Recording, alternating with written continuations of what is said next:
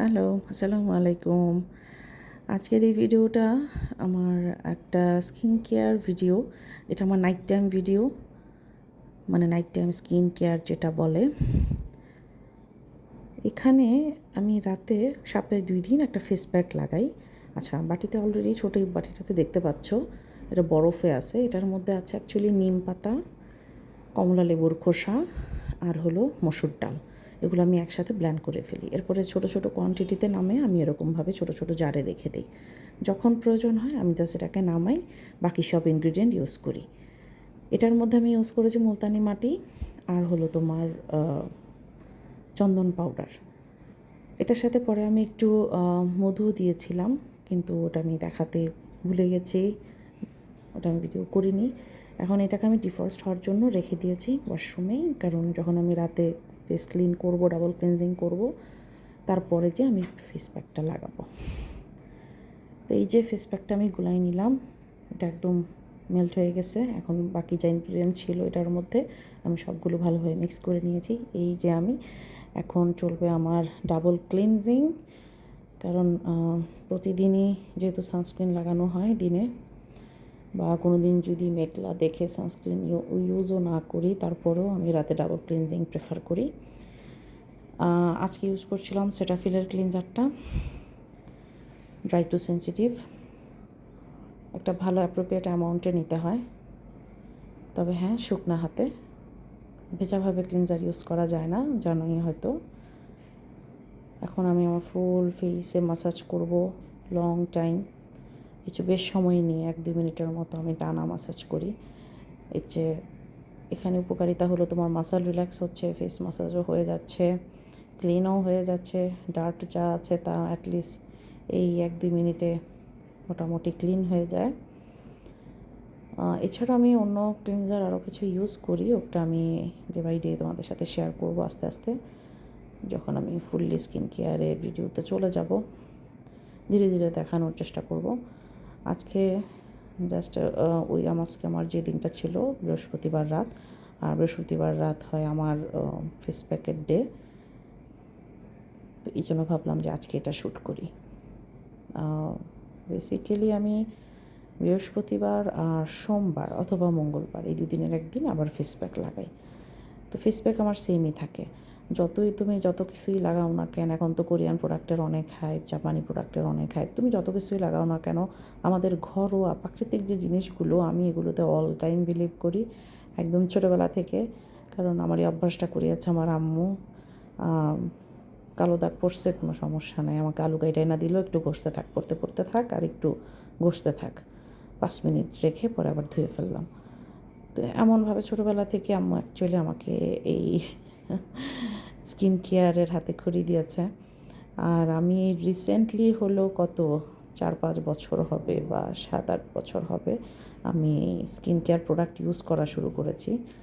এর বেশি সময় হয়নি, হ্যাঁ 6-7 বছরই হবে যেটা না এখন ইউজ করছি যে কোরিয়ান স্কিন কেয়ার। আমি এখনও জাপানিজে যাইনি, জানি না কেমন, আমার জাপানিজ নিয়ে কোনো আইডিয়া নেই। জাস্ট কোরিয়ান প্রোডাক্টের হাইপ বেশি, তো ওইটাই ইউজ করছি আমি। আমার প্রথম স্কিন কেয়ার প্রোডাক্টটি ছিল মিনিসো থেকে কিনা। ওই প্রোডাক্টটার নামটা যেন কী ছিল আমার মনে নাই, কোনো দিন দেখাই দিব যদি কেউ কালেক্ট করতে পারো। ওইটার সিরাম, ওইটার টোনার, ওইটার ময়শ্চারাইজার এত ভালো, এত ভালো। এই পর্যন্ত আমি যত কোরিয়ান প্রোডাক্ট ইউজ করছি তার থেকে ওইটা বেস্ট ছিল। আমি তখন ওখানে সেলে পাইছিলাম মিনিসো থেকে, আমি দুইটা করে সব নিয়ে নিয়েছিলাম। এরপরে আমি যতবারই গেছি ওদের এই প্রোডাক্টটার আমি পাই নাই। যাকগে, ওইটা অন্য কোনো দিন শেয়ার করবো না। এখানে আমি এখন একটা ফোমিং ক্লিনজার নিয়ে নিলাম ইনিসফ্রির, দেখতেই পেলে, ভুলকানো।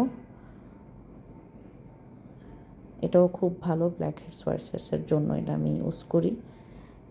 কতটুক রিলিফ করে আমি জানি না, মনে হয় যে কমায়, না হলে তো কিছু না দিলে তো হয়তো বেশিই থাকতো, কিছু দিই বলে হয়তো একটু কমই থাকে ডার্ট। তারপরও চেষ্টা করি ভালোভাবে ক্লিন রাখার। আর নাইট টাইম স্কিন কেয়ার তো মাস্ট, যে হালেই থাকো। আমি এই জন্য চেষ্টা করি আমার বাচ্চাটাকে যত তাড়াতাড়ি ঘুম পাড়াইতে পারি, আমি ওকে 10টার আগে চেষ্টা করি ঘুম পাড়িয়ে দেওয়ার। এরপর একটু টাইম পাই, এই 1 ঘন্টা একটু সেলফ কেয়ার করি। যদিও বেবি হওয়ার পর মানে অনিয়মিত হলে যা হয়, নিজের প্রতি টেক কেয়ার না থাকলে যা হয়, আমার ওজন বাড়তে বাড়তে যে কই যেয়া দাঁড়াইছে আল্লাহ। যাক, আছি ইন্টারমিটেন্ট ফাস্টিংয়ের মধ্যে আছি, দেখি কি হয়। তোমাদের সাথে ইন্টারমিটেন্ট ফাস্টিংয়েরও আমি ভিডিও শেয়ার করব, কি খাচ্ছি, কেমন যাচ্ছে ফাস্টিং আমার। অ্যাকচুয়ালি সকালবেলা উঠে আমি একদম ঘুম ঘুম চোখে মর্নিং ড্রিঙ্কটা নেই তো আমার, ওইটারই আসলে ভিডিও নিতে আমি ভুলে যাই। আবার ব্রেকফাস্ট যখন আমি করি তখন আমার ছেলের হয় লাঞ্চ টাইম, ওকে খাওয়াইতে খাওয়াইতে যে আমি আর ভিডিও করার কথা আমার মনে থাকে না, কারণ ওকে লাঞ্চ করাচ্ছি, আমি নিজে খাচ্ছি। এই যে দেখো, এখানে আমার লাস্ট কয়েক মাস ধরে কি হরমোনাল ইমব্যালেন্স হচ্ছে নাকি কোনো প্রোডাক্টের ইস্যু হচ্ছে, আই ডোন্ট নো। পিরিয়ডও অনিয়মিত হতে পারে, এটাও একটা কারণ।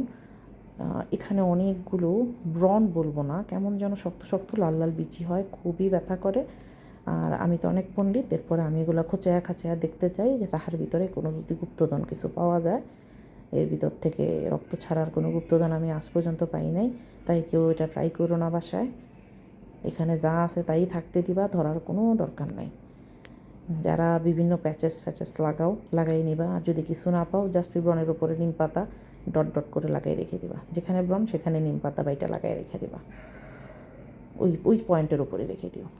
এটা তাড়াতাড়ি শুকায়া যায়, ব্রণটা দেখবো যে তাড়াতাড়ি হিল হয়ে যায়, কারণ জানোই নিম পাতার গুণগত মান কি, তোমাদের অবশ্যই আইডিয়া আছে।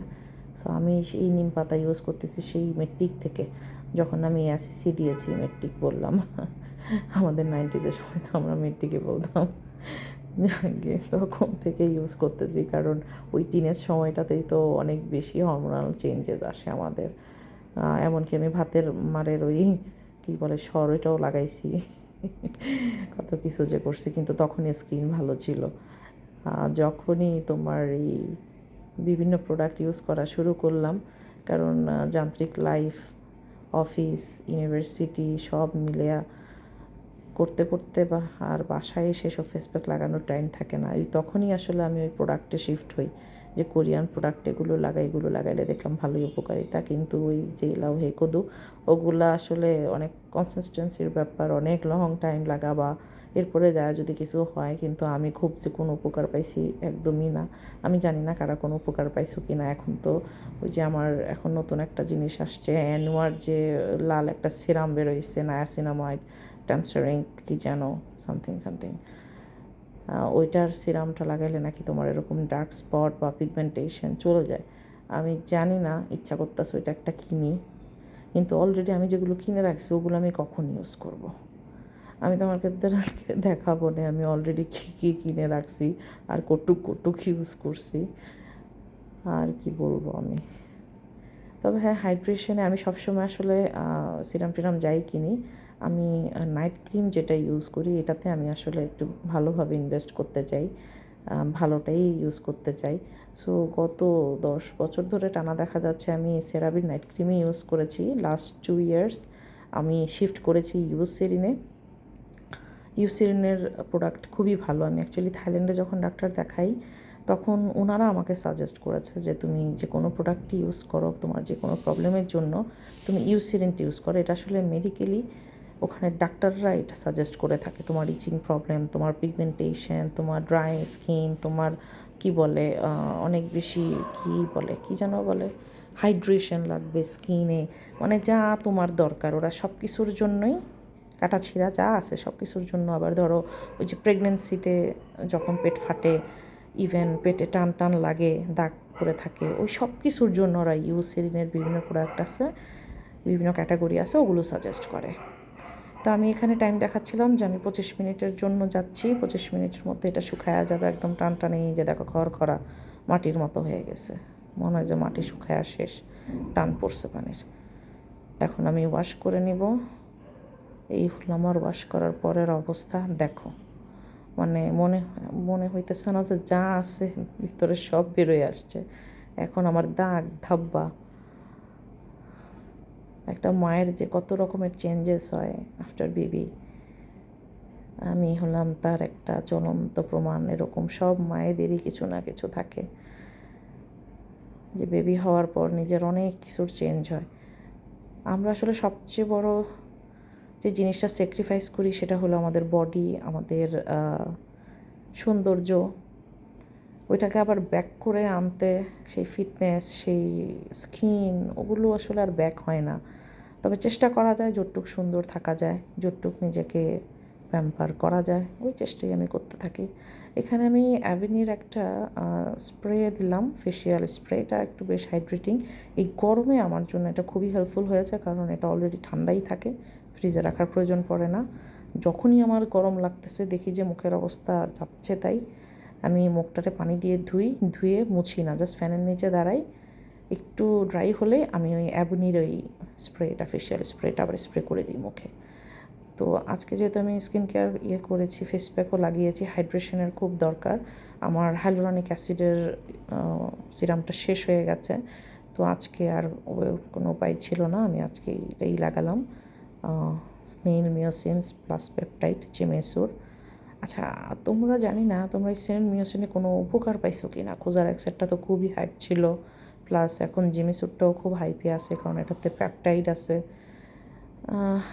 আমি না অ্যাকচুয়ালি ইউজ তো করতেছি, কিন্তু আমি কোনো উপকার পাচ্ছি বলে মনে হয় না। এটা আমার কাছে মানে স্নেইল মিওসিনটা আমার কাছে কোনো উপকারেই লাগলো না। তবে হ্যাঁ, স্নেইল মিওসিন একটা সোমবাইয়ের মেয়ের একটা স্নেইল মিওসিনের প্যাকেজ আছে না, যে লাল কালার, ওইটা 1000 গুণে ভালো। যদি স্নেইল মিওসিন ইউজই করতে চাও তাহলে সিরাম ওইটা ইউজ করবা, লালটা। মানে ড্যামেজ ব্যারিয়ারের জন্য, রিপেয়ারের জন্য যেই জিনিসটা সোমবাই মি থেকে দেয়া হয়, লাল কালারের যে সেটটা, ওই সেটটা ইউজ করবো, ওইটা খুবই এফেক্টিভ যদি স্নেইল মিওসিন ইউজ করতে চাও। বাকি এই জিমিসু কোজারেক্স নট নাহার অ্যাপ্রুভড, আমি তো অ্যাপ্রুভ করছি না। এখানে ইলিয়ানের এই সেরামাইড বেসড ময়শ্চারাইজারটা লাগালাম। আর ময়শ্চারাইজারের ক্ষেত্রে আমি যেটা বুঝছি, যখন তোমরা একটা ময়শ্চারাইজার ইউজ করবা, চেষ্টা করবা এটাই শেষ করার। হ্যাঁ, এইটা লাগালা, এরপরে মনে হলো যে না আরেকদিন আমি অন্য আরেকটা ময়শ্চারাইজার লাগাই, ওইটা লাগালাম। এইটা না করতে যেও না। আমি এক্সপেরিমেন্টটা করতে চেয়েছি যে আমি 2 দিন 3 দিন যেদিন স্কিন কেয়ার খুব হালকা হবে সেদিন আমি এই ইলিয়ানটাই লাগাবো, আর যেদিন মনে করলাম যে একটু সেটিনল ইউজ করলাম, পেপটাইড ইউজ করলাম, সেদিন আমি ইউসেরিনের হাইলোরন, ওইটা আমি দেখাবো, ওইটা লাগাবো। কিন্তু দেখলাম এতে হিতের বিপরীত হয়। সো যখন একটা ময়শ্চারাইজারে থাকবা আর নাইট টাইমে, তখন ওইটাই থাকবা, ওইটাতেই কনসিস্টেন্স থাকবা। ওইটা শেষ হলে দেন তুমি অন্য কোনোটাই সুইচ করো। যাকে এই হলো আমার ময়শ্চারাইজারের পর আফটার ফেস। আই থিঙ্ক অনেকটা ফ্রেশ লাগছে। আজকের জন্য তাহলে টাটা, বাই বাই। নেক্সট দেখা হবে অন্য আরেকটা ভিডিওতে। বাই।